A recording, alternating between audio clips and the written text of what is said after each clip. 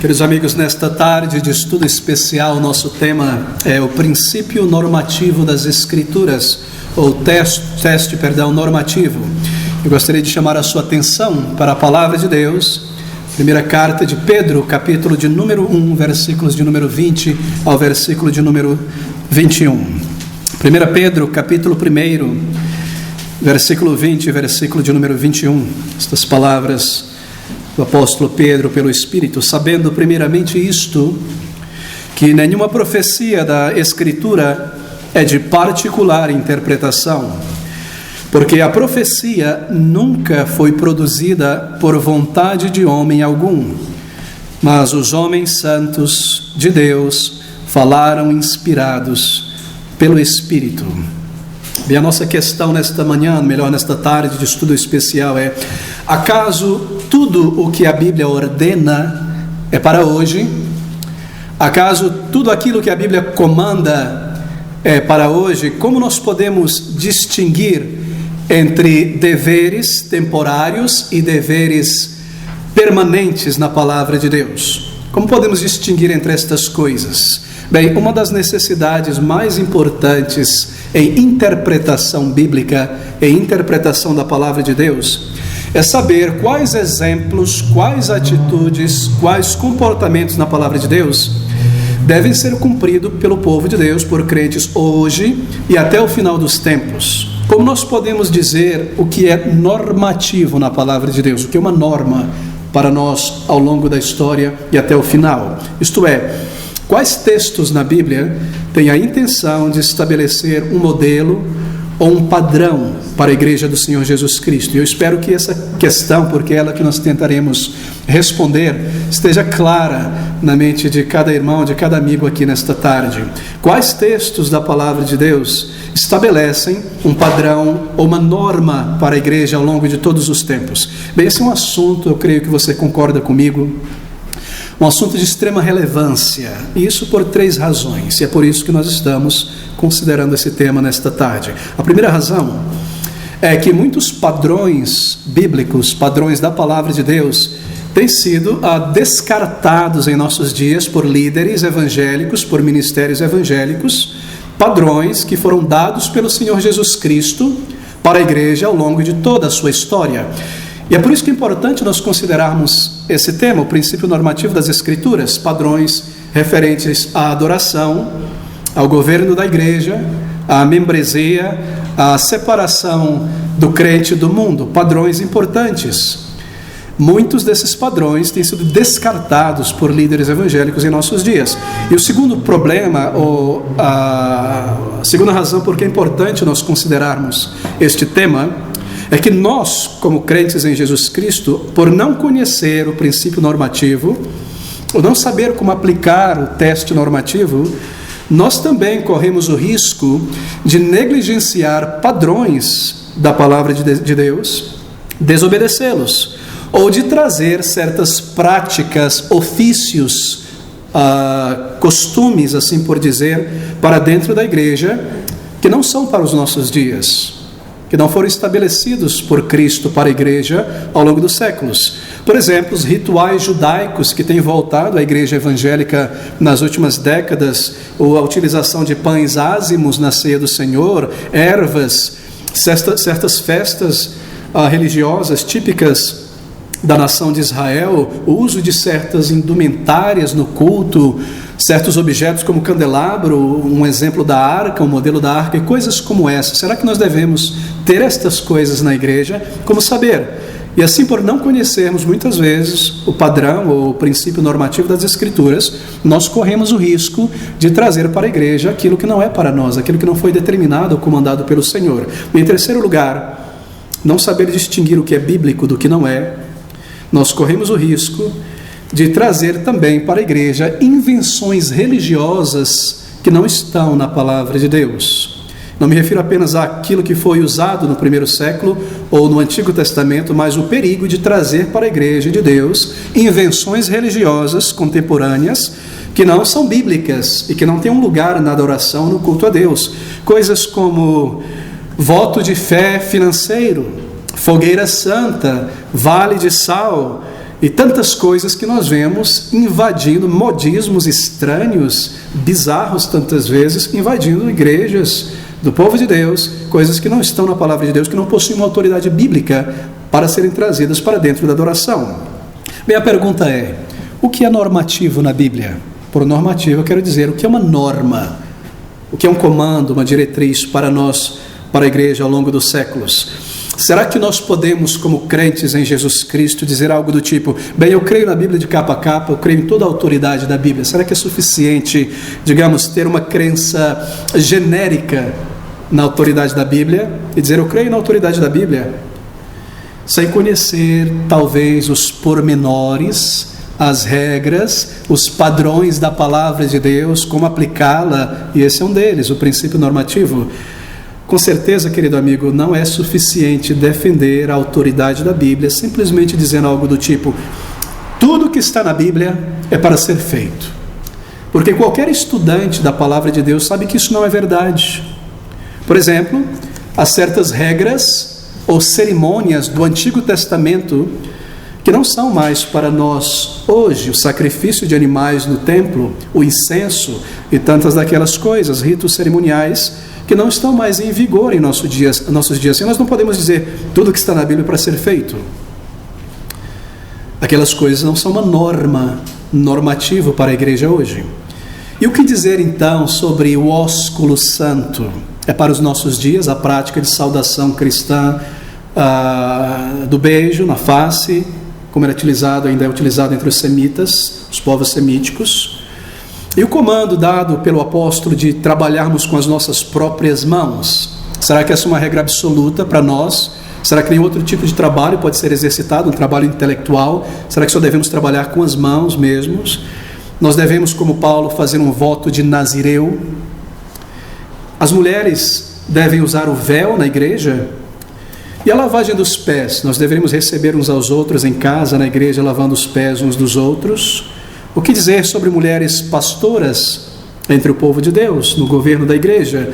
E a ceia do Senhor, será que, como em Corinto, ou melhor em Troade, deve ser realizado sempre junto com uma refeição e sempre à noite, como em Troade, em Corintos?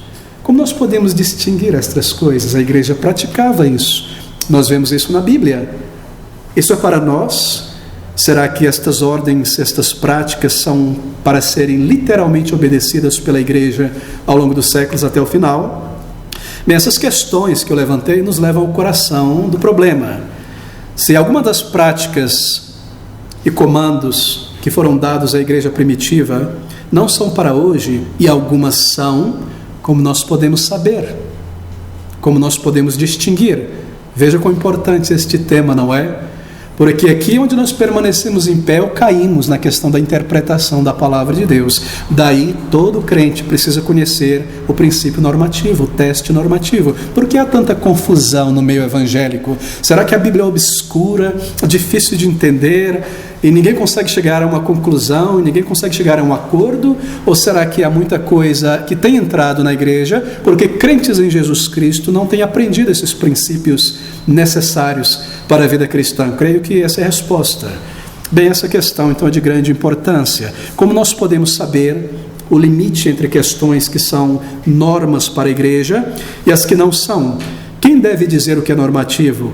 Bem, isso nos leva então, meus irmãos, ao princípio normativo, ao teste normativo. Claro, você não irá encontrar na palavra de Deus um texto dizendo: e este é o princípio normativo, faça assim e faça daquela maneira. Não, nós utilizamos textos da palavra de Deus, a razão, e comparando escritura com escritura, nós compreendemos aquilo que deve ser para hoje e aquilo que não é. Uma das razões, por exemplo, pelas quais, algumas coisas não são literalmente obrigações para hoje, marque isso, essa é a primeira nota para seu bloco de notas. Uma das razões pelas quais algumas coisas não são literalmente uma obrigação para hoje é o fato de que elas são expressões culturais de coisas ordenadas por Deus. Observe, Deus ordenou certas coisas, mas muitas dessas coisas recebeu uma roupagem cultural para a época. E essa é uma das razões pelas quais certas coisas não são uma obrigação literal para nós hoje. Por exemplo, o ósculo santo. Todos sabem aqui o que é o ósculo santo? Alguém está em dúvida sobre o que seja o ósculo santo? Bem, você encontra referências ao ósculo santo em Romanos 16:16, 2 Coríntios 13:12, 1 Tessalonicenses 5:26. O ósculo santo era uma prática da igreja no passado, no primeiro século e ainda antes, onde as pessoas, sempre do mesmo sexo, nunca sexo oposto, se saudavam com um beijo. E os estudiosos nos dizem que esse beijo era aplicado na testa, homem entre homem, mulheres entre mulheres, de uma maneira simbólica.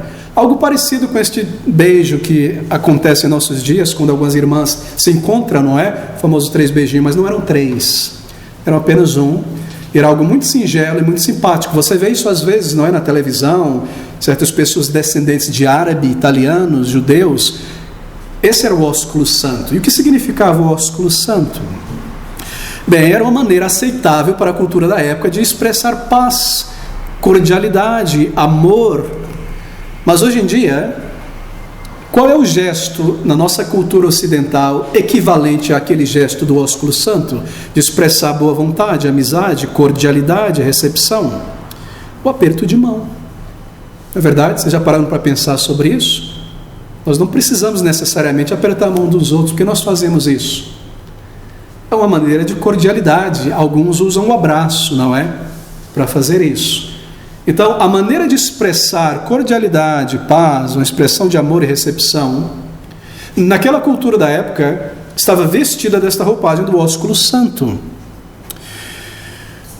E assim, o equivalente daquele princípio, amor, amistosidade, recepção, utilizado em nossa cultura, é o aperto de mão. E eu penso que todos concordem que isso é correto, expressar esta gentileza, esta boa-vinda com um aperto de mão, não é? E essa é a razão, primeira, porque muitas coisas não são literalmente uma obrigação para nós hoje. Por quê? Porque certas coisas são expressões culturais do comando de Deus. Qual é o comando? Amai-vos uns aos outros, recebei-vos cordialmente, tende paz uns com os outros. E esse símbolo é utilizado, o ósculo, para demonstrar isso inicialmente, depois o convívio, claro. Assim, havia uma roupagem cultural. E nós cremos então que muitas dessas coisas, não tantas, perdão, algumas dessas coisas, por terem essa vestimenta cultural da época, o princípio pode seguir até hoje, recebendo uma nova roupagem, um aperto de mão. Agora, queridos, aqui está o grande perigo. Penso que você chegou a essa conclusão. É aqui onde o perigo entra. Porque essa maneira de interpretar uma ordem como o ósculo santo, saudai-vos uns aos outros com o ósculo santo, e dizermos que porque tinha uma roupagem para a época e agora nós podemos vestir de uma outra roupagem como um aperto de mão, pode conduzir a muitos erros sérios, não é? Se nós dissermos que tudo na Bíblia pode ser substituído hoje com a roupagem de nossa época, nós caímos em um grande erro, é um grande perigo isso. Por exemplo, o que dizer acerca da instrução de Paulo de que as mulheres não devem pregar ou governar na igreja? Muitos líderes evangélicos em nosso dia usam o argumento do contexto cultural que eu acabei de mencionar. Estamos todos seguindo aqui. Muitos líderes em nossos dias, para defender o governo ou pastoreio feminino de igrejas, usam este argumento da vestimenta corporal, que mulheres não podiam governar a igreja ou ensinar, pastorear, porque era uma prática apenas do primeiro século, uma sociedade patriarcal, alguns dizem machista, etc. Mas hoje nós nos libertamos destas coisas. A antropologia, a sociologia, a psicologia nos libertou disso, né? Somos todos iguais. A Bíblia nunca diz que somos diferentes no sentido de igualdade, de valor diante de Deus, mas a ciência nos libertou, então agora está tudo bem. Nossa sociedade do século XXI, mulheres pastorearem a igreja. Você vê o perigo então de aplicar esta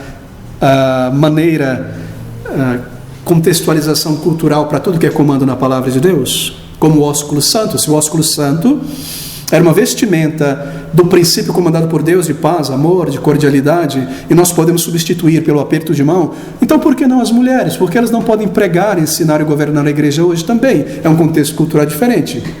Que está o perigo então de aplicarmos o princípio do contexto cultural para tudo na Bíblia. Isso é exatamente o que está sendo dito em nossos dias, não é acerca de muitas outras ordens ou exemplos bíblicos. Parece que esse é o único argumento de muita gente, não é? Isso é coisa do passado. Hoje não.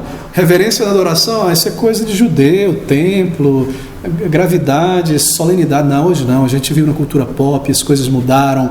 Você tem que alcançar as pessoas com a linguagem dela. O pastor tem que vestir uma calça jeans rasgada, pôr um gel no cabelo assim para cima, uma tatuagem. Ele tem que comunicar de acordo com a cultura. Reverência, solenidade, os tempos mudaram. Parece que esse é o argumento de hoje em dia, não é verdade, queridos irmãos? E aqui está o grande perigo e a grande necessidade de nós compreendermos o princípio normativo das Escrituras.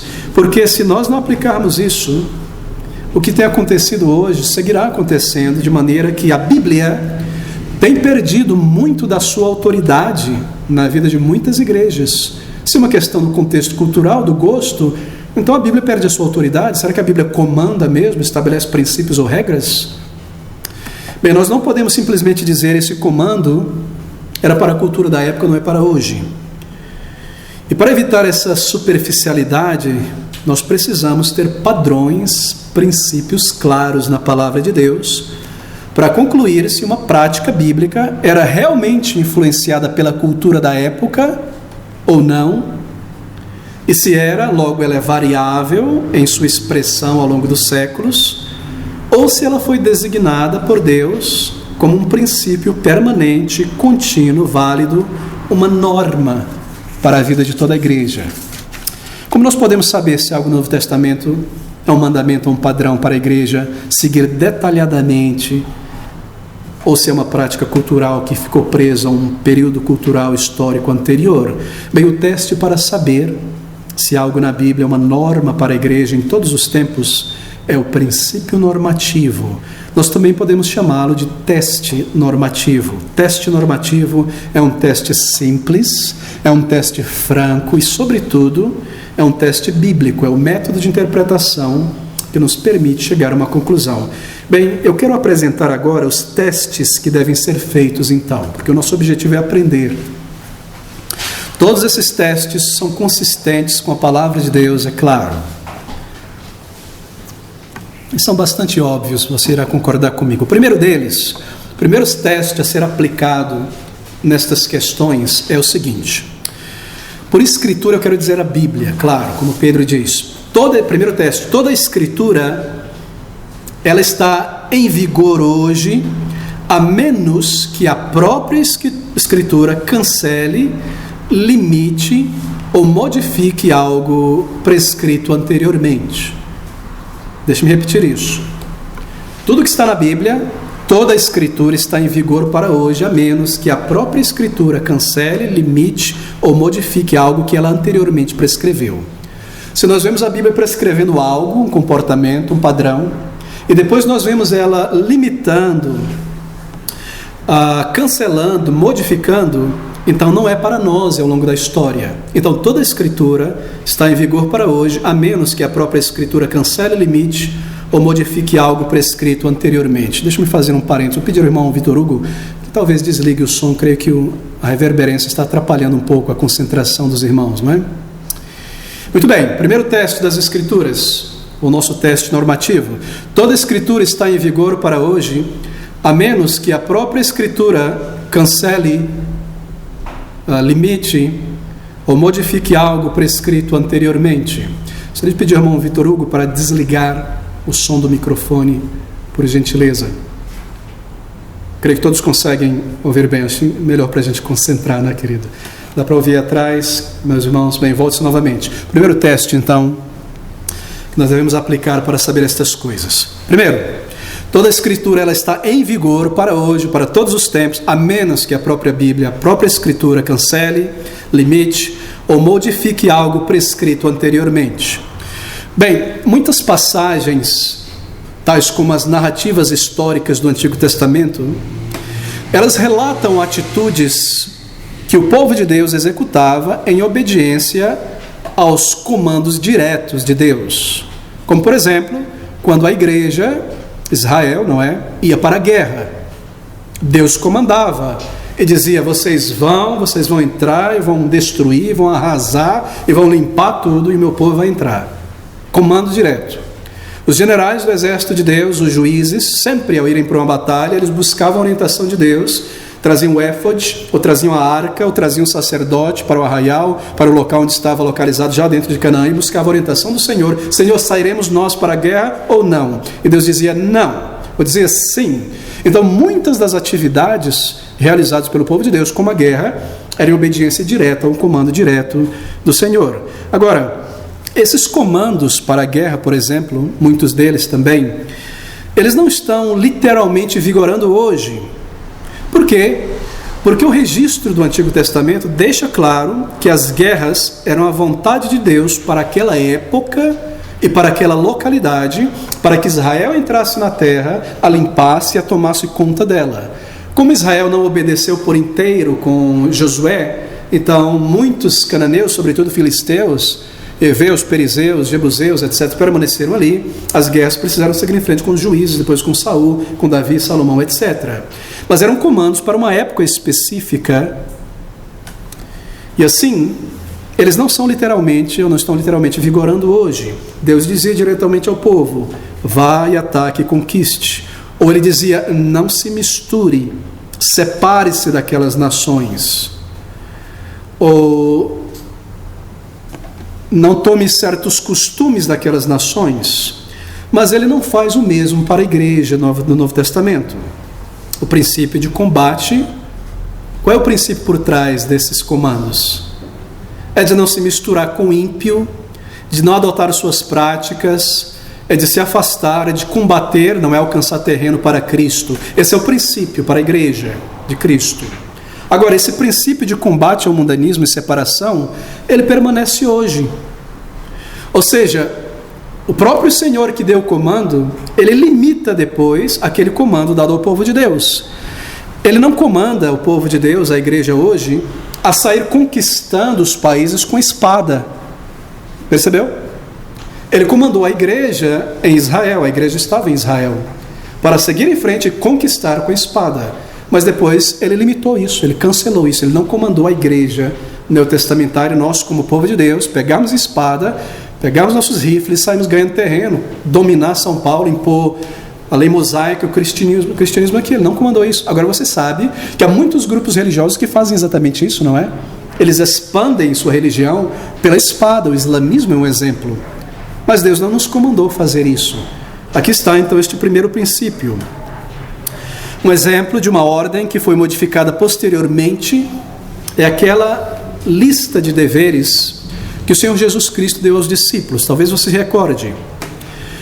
Quando ele enviou os discípulos à cidade, não é, às casas de Israel, os apóstolos, você se recorda do comando que ele deu? Abra comigo em Mateus capítulo 10, versículo 1. Mateus capítulo 10, versículo 1. Observe o que ele diz aqui. E chegando os seus 12 discípulos, deu-lhes poder sobre os espíritos imundos, para os expulsarem e para curarem toda a enfermidade e todo o mal. Agora veja o versículo 7 a 11.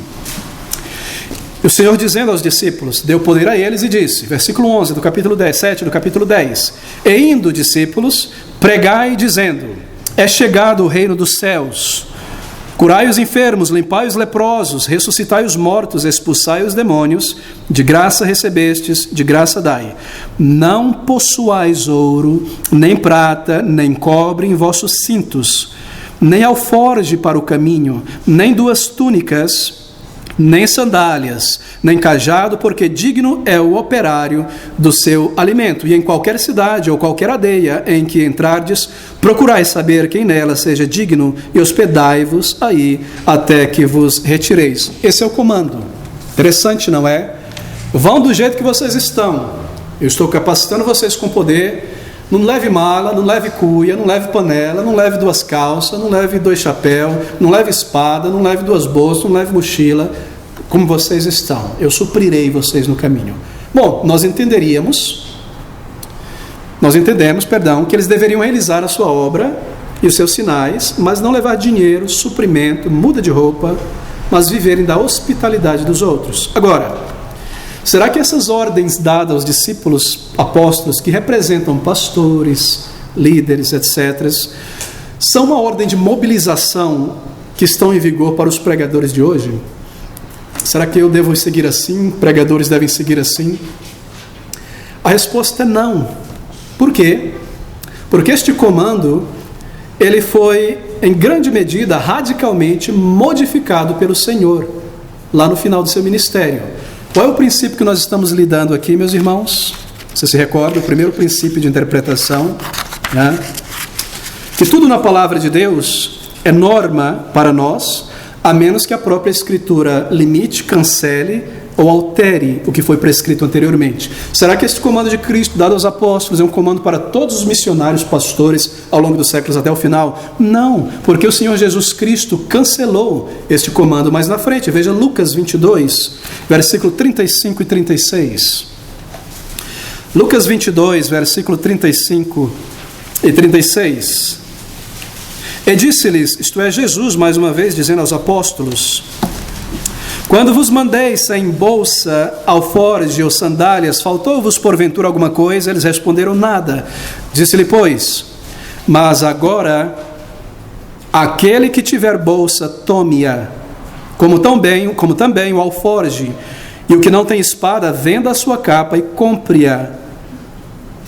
Porquanto vos digo, bom, ele segue informando então que há muito a ser feito e evangelizado. Você percebe?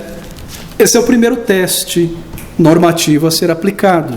Toda a Escritura está em vigor hoje, a menos que a própria Escritura cancele, limite ou modifique o que foi prescrito anteriormente. Esse é um exemplo de como o Senhor estabeleceu um padrão para um momento específico. Segundo teste a ser aplicado. Toda a Escritura, toda a Bíblia, ela está valendo para hoje, a menos que a passagem ela registre um comportamento que seja imoral ou irreligioso. Isso é bastante óbvio, não é? Se o texto registra um comportamento imoral, irreligioso, obviamente essa não é uma regra, um comportamento a ser copiado, a ser seguido pelo povo de Deus, porque a Bíblia nunca iria ordenar algo contrário aos 10 mandamentos ou outras exortações morais. Se nós vemos pessoas pecando, fazendo o que é errado, as filhas vendo a nudez de Noé, coisas deste tipo, nós temos certeza que isso não é para nós hoje. Pessoas se embriagando, etc, etc, etc. Comportamentos bizarros, carnais, o comportamento mentiroso de algum indivíduo que não era um crente, embora estava no meio do povo de Deus, uma artimanha do rei Saul, indo consultar uma pitonisa, uma feiticeira, nós sabemos que isso não é para nós, porque isso contradiz a lei moral de Deus ou outras exortações dadas pelo Espírito na palavra de Deus. Essa é a segunda regra. Toda a Escritura está valendo para hoje, a menos que a passagem registre um comportamento imoral ou irreligioso. Terceira regra, o terceiro teste normativo. Toda a Escritura está valendo para hoje, a menos que aquilo que está sendo requerido apareça de maneira obscura, em um texto apenas, e nem sequer se insinue em outra parte da Bíblia. Você entendeu esse princípio? A Bíblia, ela está valendo em tudo, toda a Escritura está valendo para hoje, a menos que aquilo que está sendo requerido, ou o exemplo que está sendo performado ali, a prática, só apareça em um texto e seja muito obscuro ali, a prática, o exemplo, e nem sequer mencionado em alguma outra igreja, em algum outro texto. Por exemplo, isso recorda outro princípio das Escrituras, o princípio que nós devemos comparar a Escritura com a Escritura, não é? Nós devemos comparar a Bíblia com a Bíblia, texto com texto, passagem com passagem, de maneira que se um ensino parece ser muito isolado na Bíblia, e você não vê esse ensino em nenhuma outra parte, nem sendo mencionado direto ou indiretamente, é muito provável que esse princípio ou prática não seja requerido para a igreja ao longo dos séculos.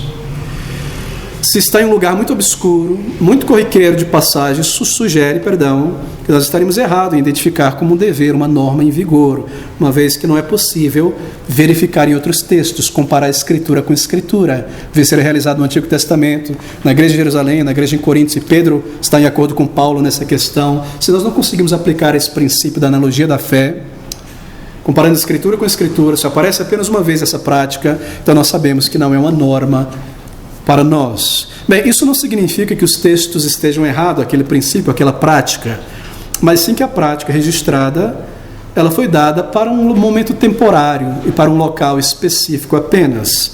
Por exemplo, a ceia do Senhor, será que ela deve ser realizada toda semana, como acontecia na cidade de Troade, em Atos capítulo 20?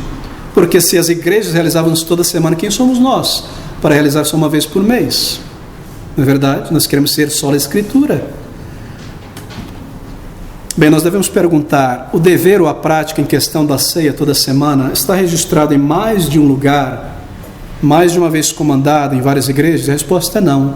Acontece só uma vez em Troade e é muito rápida a maneira como é mencionada ali. De maneira que nós não temos isso como uma regra absoluta para todas as igrejas. O Senhor Jesus diz, todas as vezes que tomardes, e o todas as vezes ali no grego dá uma ideia com frequência com que tomar, deve haver uma frequência. Algumas igrejas, espero que no futuro nós consigamos fazer isso, tomam a ceia domingo sim, 2 domingos não. Domingo sim de manhã, 2 domingos não, domingo sim à noite, 2 domingos não, domingo sim de manhã. Creio que isso é uma prática salutar, porque nós devemos trazer em memória esses elementos, e a ceia nos faz parar e examinar a nós mesmos. Mas não há um padrão aplicado aqui para que a ceia seja realizada todos os domingos. Assim, toda a Escritura está valendo para hoje, a menos que aquilo que está sendo requerido apareça de maneira obscura em um texto apenas, e nem sequer se insinue em outras partes da Bíblia. Esse é o nosso terceiro teste normativo, para saber se a Escritura é normativa. Não sei se deveríamos fazer um intervalo para o café, tantos olhos aí se segurando. Creio que podemos continuar, na verdade, as portas estão abertas para ventilar. É o nosso quarto teste normativo. Queridos, já estamos chegando ao final. Toda a Escritura está valendo para hoje, a menos que possa ser provado que as coisas prescritas podem ser completamente obedecidas de diferentes maneiras, em diferentes épocas e culturas. Talvez o irmão possa colocar o volume um pouquinho apenas mais alto, é verdade, eu não havia pensado sobre isso.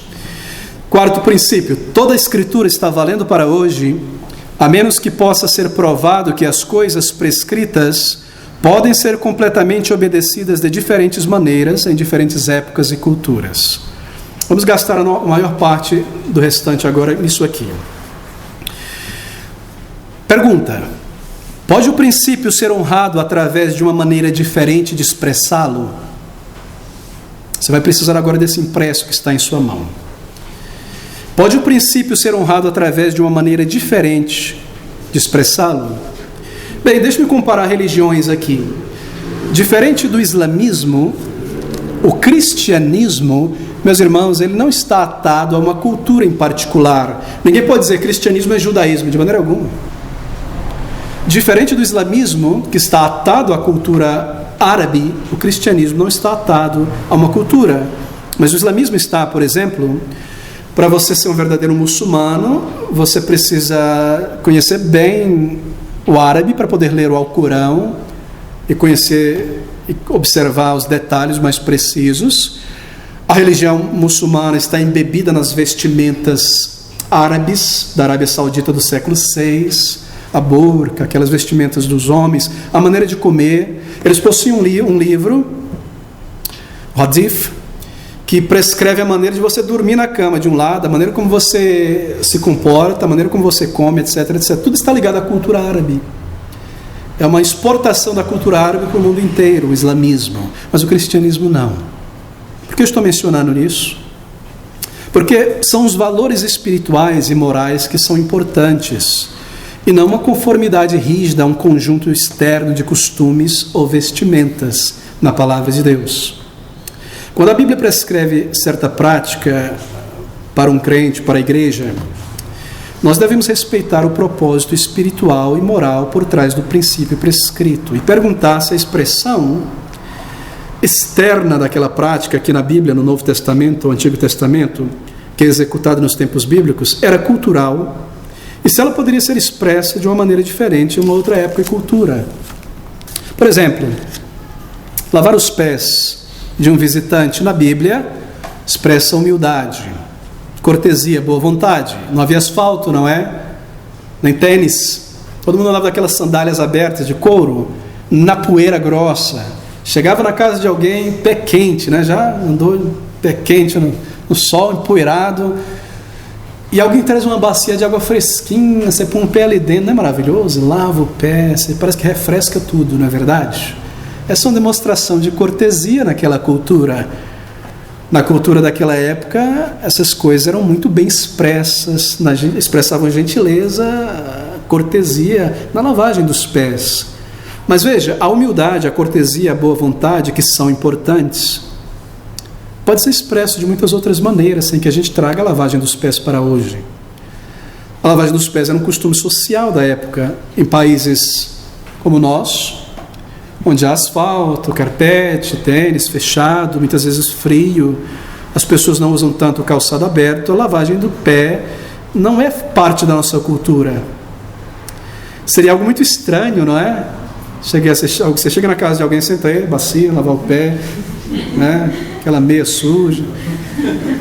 Não é parte da nossa cultura, não seria uma expressão de amizade, de boa vontade.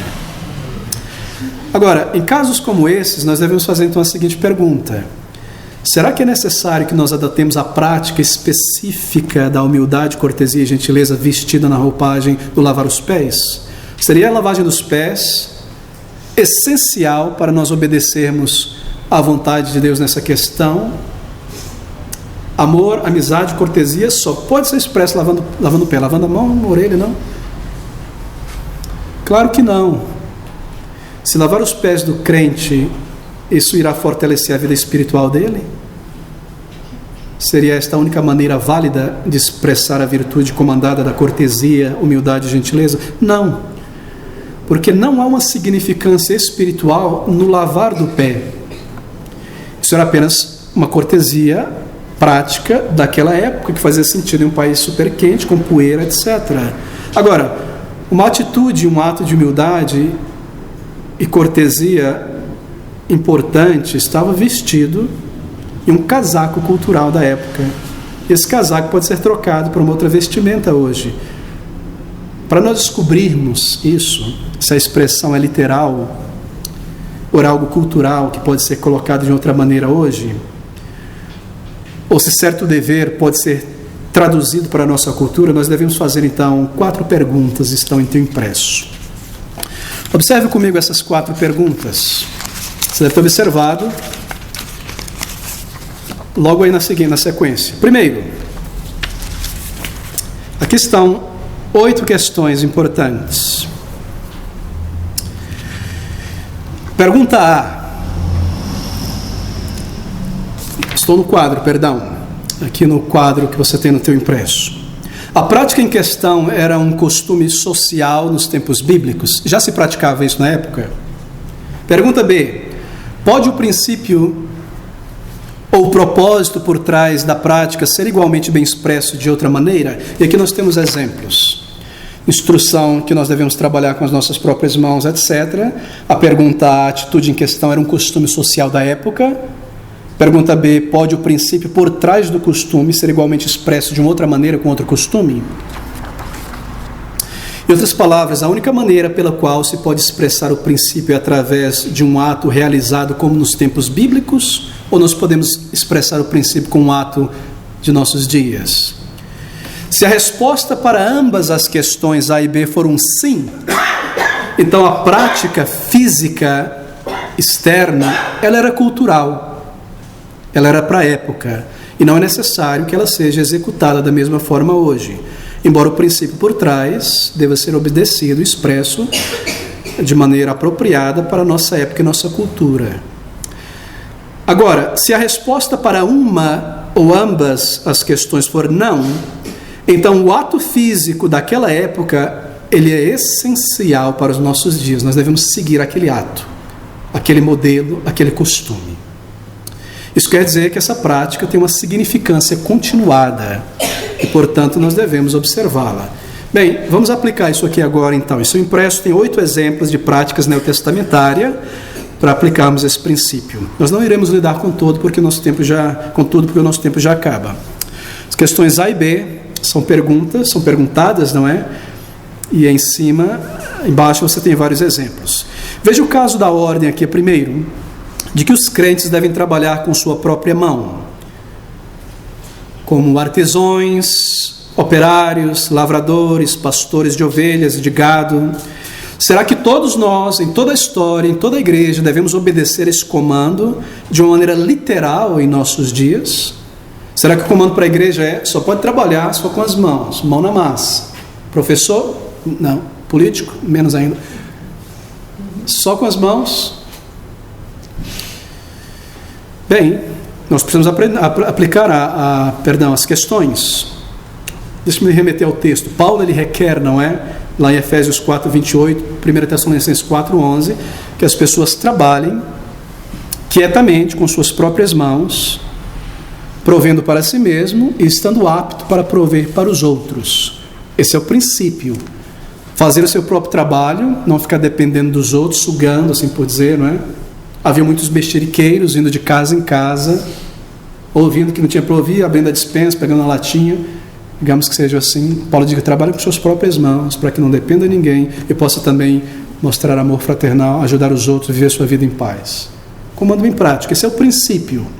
Mas será que esse princípio só pode ser vivido, exercido com trabalho manual, braçal?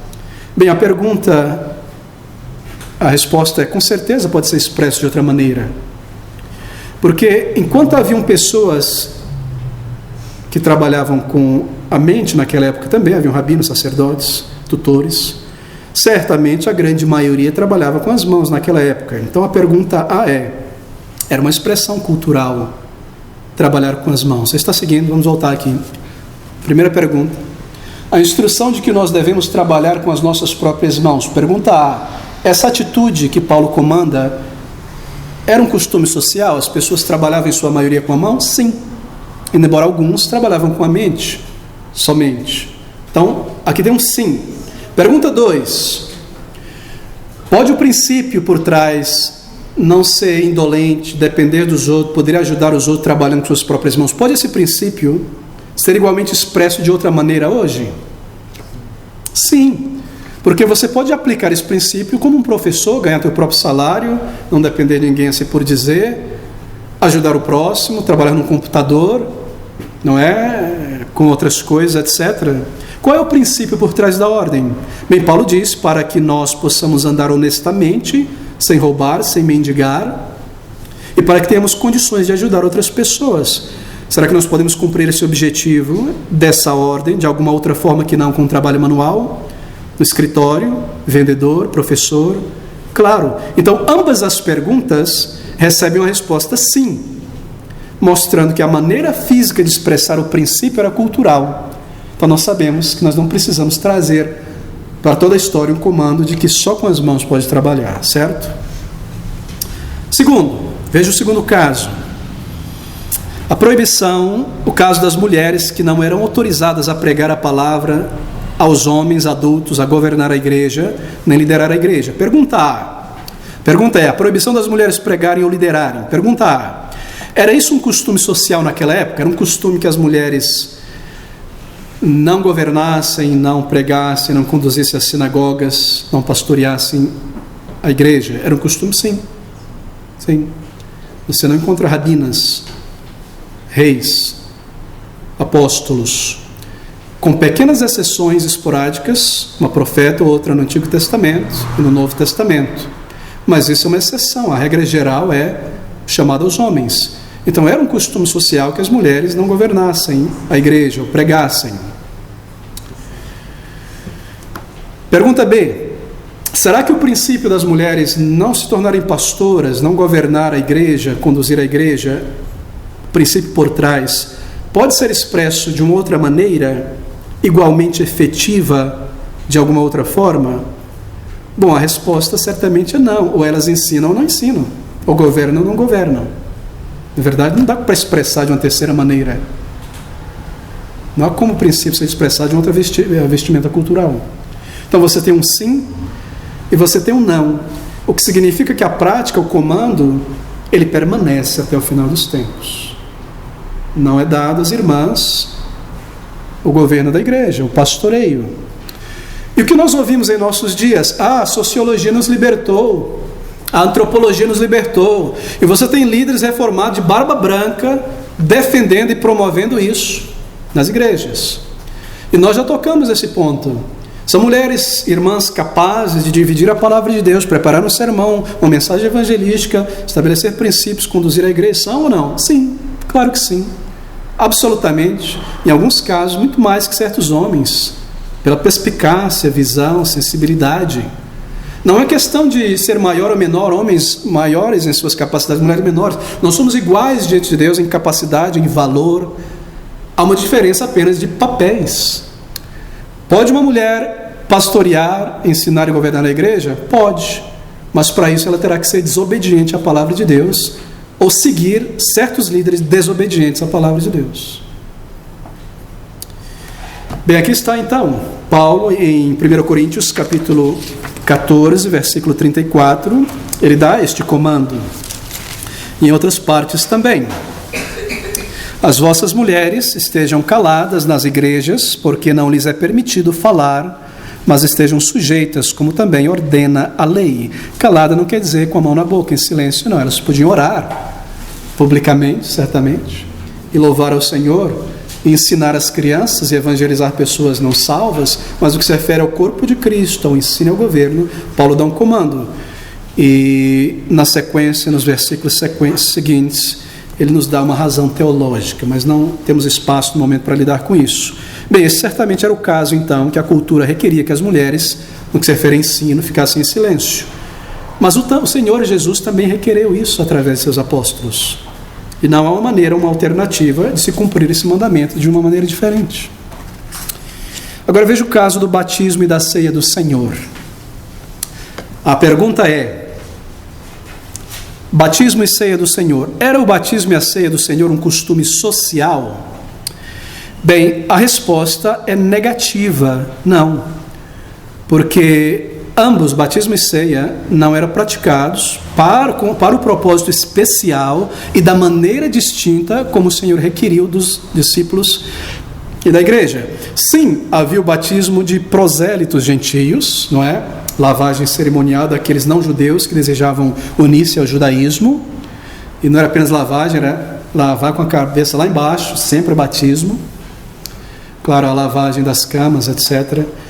Agora, havia também a ceia da Páscoa. Então havia batismo de prosélitos, em certo sentido, lavagens cerimoniais. E havia a ceia da Páscoa.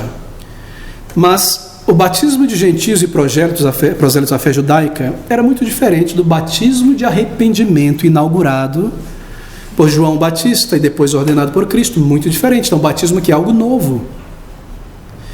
O batismo cristão foi uma inovação distinta, nunca executada antes.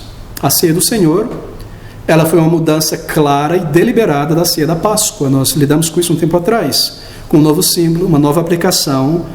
E assim, em um dos casos, batismo e ceia, pode-se dizer que a igreja cristã simplesmente continuou uma prática já tomada, praticada, exercida, um costume exercido pelos judeus da época. Ambas as ordenanças, claramente recém-designadas para a igreja de Cristo. Então nós temos uma resposta negativa à pergunta A. E agora façamos a pergunta B. Pergunta A: batismo e ceia era um costume social? Não. Pergunta B: será que o princípio por trás do batismo e da ceia pode ser expresso de outra maneira diferente daquela usada pela igreja em seu início? Claro que não. De que maneira nós podemos representar morte, enterro e o lavar regenerador, morte, sepultamento e lavagem regenerador, senão pela imersão completa? Batismo, morrer, entrar nas águas, sair, lavagem do pé à cabeça, até o cocorote, como se diz por aí. Uma maneira, se você usar a aspersão, não representa morte e sepultamento, não representa lavagem, foi só a cabeça, não é verdade? A ceia do Senhor, algo ou outra maneira de representarmos o comer de Cristo, beber do seu sangue, ter parte nele, do que fazer isso, comer, tomar, beber. Se alguém chegasse e dissesse: essas são coisas relativas, pode jogar um pouquinho de água na testa, uma efusãozinha. Primeiro que batismo na Bíblia é imersão é o batismo. Mas alguém disser: não, pode ser feito isso aí. E a ceia, não tem problema. Sabe o que a gente faz? Pão é caro demais. Suco de uva demais da conta hoje em dia.